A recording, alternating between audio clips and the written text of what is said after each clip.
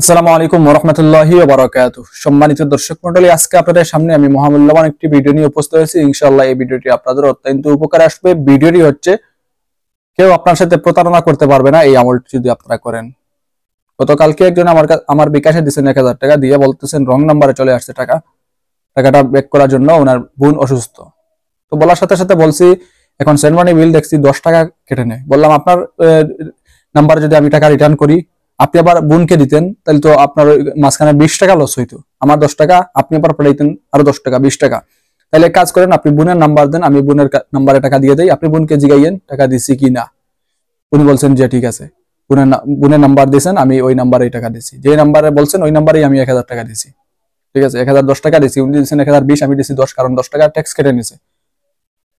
এখন কালকে রাতের ঘটনা, কিন্তু সকালে ফোন দিয়েছেন, উনি ফোন দিয়ে বলতেছেন যে আপনি কি টাকা দিয়েছিলেন? বললাম আপনার যদি বিশ্বাস না হয় স্ক্রিনশট নেন, আপনি হোয়াটসঅ্যাপ এই মতে মেসেজ দেন, আমি স্ক্রিনশট দিচ্ছি, দেখেন দিছে কিনা। পরে উনি বললেন যে এটা নাম্বারটা আমার বোনের ছিল না, এটা একটা কবিরাজের ছিল। তো ওরে টাকা দেওয়ার সাথে সাথে ওই নাম্বার বন্ধ করে দিছে। এখন কি টাকাটা ফেরত আনতে পারবেন? দেখেন, আসল প্রতারক হচ্ছেন উনি নিজে, তাই না? উনি যদি ওই সময় আমাকে বলতো যে একটা কবিরাজকে আমি টাকা দিতাম, তাহলে তো আমি ওরে বলতাম যে আপনি ওটা তার ধোঁকা খাবেন, প্রতারিত হবেন, এরকম করিয়েন না, বুঝাইতাম। তারপরে না বুঝ মানলে সেটা ভিন্ন কথা। আমার টাকা তো আর না, আমার কাজ হচ্ছে দেওয়া। আর কমপক্ষে আমি তার মোবাইলে রিটার্ন করতাম, আমি ওর মোবাইলে দিতাম না। কিন্তু পরবর্তীতে বলতেছেন যে কবিরাজের, বললাম আপনি না বললেন যে আপনার বোন অসুস্থ, বোনের টাকা। সে বলতেছে রং নাম্বারে টাকা গেছে, আপনি দিবেন কিনা, সেজন্য ওইরকম বলছি। অর্থাৎ বেশি চালাক, অতি চালাকের গোলায় ধরি ওই গেছে। ওইরকম যদি এটা বলার কারণ হচ্ছে নিজে যদি একদম আবাল হয়ে যান তাহলে কিছু করার নাই, কারণ আপনি গরু ছাগলের চেয়ে নিকৃষ্ট। বলতেছি না আমি, বলতেছি আল্লাহ তাআলার কালাম। তাদের চোখ আছে দেখে না, কান আছে শুনে না, অন্তর আছে উপলব্ধি করতে পারে না। অর্থাৎ জানেন, দেখেন, বুঝেন, সবকিছুই বুঝেন, কিন্তু কবিরাজ তো আর আল্লাহ না। 100% সে বলতেছে আর আপনি বিশ্বাস করে ফেললেন, শুনলেন না, বিশ্বাস করে ফেললেন। কেন? আপনার বিবেক কি বলে না যদি আল্লাহ তাআলা আপনাকে সাকসেস না করান, তাহলে তার বাবার ক্ষমতা, তার 14 গোষ্ঠীর ক্ষমতা দিয়ে কি আপনাকে সে সাকসেস করতে পারবে? এখন তো বলবেন না, পারবে না। তাইলে আপনি তাকে 100% কোন গ্যারান্টি বলেন আর বিশ্বাস করেন আর তাকে টাকা দেন?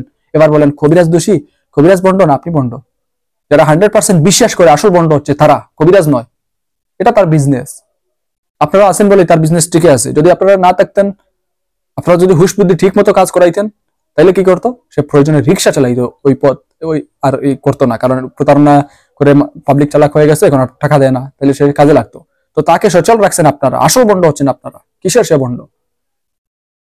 তো এরকম যদি আপনারা বিবেককে একদম কোনো কিছু না করে, অগ্রাধিকার না দিয়ে, আল্লাহ তাআলা বিবেক দিচ্ছেন, এটাকে কাজে না লাগিয়ে যদি আপনি কোনো কিছু করেন, কিছু করার নাই। আর সবকিছু বিবেক বুদ্ধি, আপনার সবকিছু ঠিক আছে, ব্যবসায়ী পার্টনার একজন, এখন সে আপনার সাথে প্রতারণা করতেছে, ওইরকম পরিস্থিতিতে, অর্থাৎ অনাকাঙ্ক্ষিত পরিস্থিতিতে আপনি প্রতারিত, ধোঁকা, ওইরকম কোনো কিছু থেকে বেঁচে থাকার জন্য খুবই কার্যকরী পরীক্ষিত আজকের আমলটি। আশা করি এতক্ষণ লেকচারের মধ্যে দিয়ে বুঝতে পারছেন। শুধু আবালগিরির মাধ্যমে আপনি যদি প্রতারিত হন, কিছু করার নাই। এখন আজকের তদবির আপনাদের সামনে দিলাম, আর আপনি তদবির করলেন, আর হুট করে ফেসবুকে বা ইউটিউবে আপনারা হঠাৎ একটা বিজ্ঞাপন দেখলেন যে ওইখানে 50,000 টাকা ইনভেস্ট করলে 3 মাস শেষে পাওয়া যাবে 5 লক্ষ টাকা। ওয়াও, কি অফার! এখন বলতেছেন তাবিজও তো আছে, সমস্যা কি? প্রতারণা থেকে বাঁচার জন্য তাবিজ আছে, তাহলে আমি ওইখানে 50,000 ঢুকাই, 5 লক্ষ পাবো, যেহেতু তাবিজ আছে প্রতারিত হবো না। ওইরকম যদি হন, তাহলে তো আপনার 50,000 মাইট যাবে, কিছু করার নাই। কারণ এখন আপনার বিবেক খাটাবেন যে 50,000 টাকা আমি দেবো আর 5 লক্ষ টাকা আমি পাবো, সে কেমনে এই টাকা দিয়ে তো এত লাভবান হবে?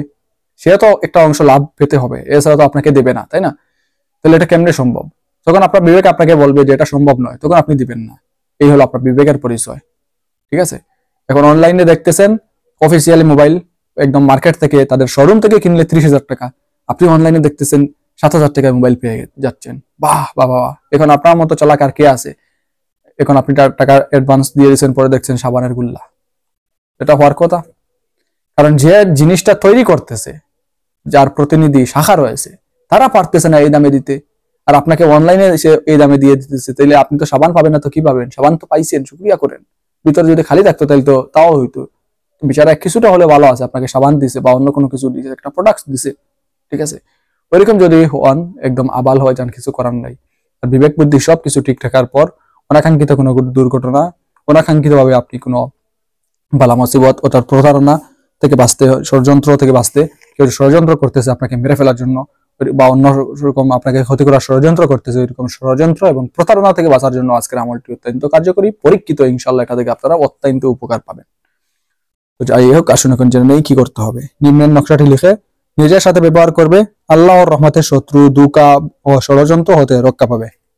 তিনটি উপকার হবে, একটি হচ্ছে শত্রু থেকে রক্ষা পাবেন, আরেকটি হচ্ছে ষড়যন্ত্র থেকে রক্ষা পাবেন, আরেকটি হচ্ছে ধোঁকাবাজি থেকে রক্ষা পাবেন। তো বর্তমান দুনিয়ার যে সমাজ আনাচে কানাচে সব জায়গায়, রাষ্ট্রীয়ভাবে, সামাজিকভাবে, পারিবারিকভাবে দেখা যায় যে কেউ কাউকে শত্রুতা করতেছে, অথবা কেউ কাউকে ধোঁকা দিতেছে, অথবা কেউ কাউকে ষড়যন্ত্র করতেছে।